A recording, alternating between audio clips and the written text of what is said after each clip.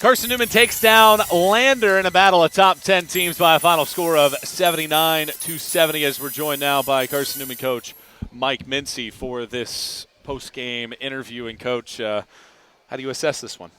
Well, it wasn't pretty, that's for sure. The only thing that really good came out of this game was that we won the game. And I don't want to take you never want to take anything away from an opponent. But, we talked about with Lander, the players lost, and they were shorthanded today. I thought we had a chance in the second quarter to put our foot down on the gas and kind of get that separation that we need. But, for whatever reason, first game, even though, we shot 55% from the field, but we missed a ton of shots around the rim. We must have missed a ton of shots around the rim in the second half, just stuff that if we're going to win a bunch of games that have to go down. And then, because their pressure on the perimeter, they kept us off the three-point line, so we hit one. It was Keeley. We go 1 of 6.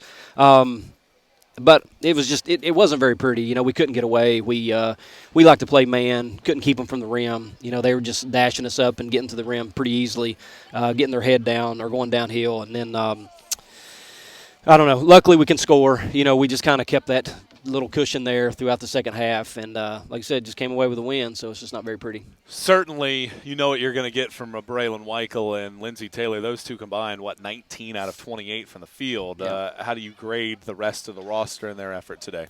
I mean, there's good stuff out of several of them. I thought that Michaela Alvey in particular really came in. And the one thing that she does well for us is she plays hard, and she makes plays. And when they cut the lead to 6, I think it was Michaela's play that actually – and she got a layup on this end, I believe it was, if I'm correct, that kind of started that 6-0 run to give us that 12-point cushion.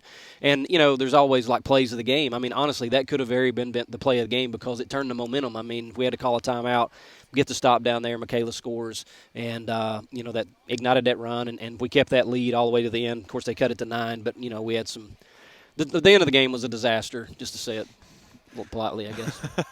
Second quarter, 16-point lead. They cut it to 6. Mm-hmm. Third quarter, 15-point lead. Again, they cut it to 6. But both times you had 6-0 runs to respond. Mm-hmm. Can you take any delight in the fact that your team was able to have responses every time Lander seemingly got close? Sure. I mean, this is a team that's got some good athleticism to them. They can put the ball on the floor. They got up in our business on the perimeter. And, it's one of those games where I think we were probably expected to win. And, they're playing with really nothing to lose and everything to gain. You get those kind of games a lot of times in all sports.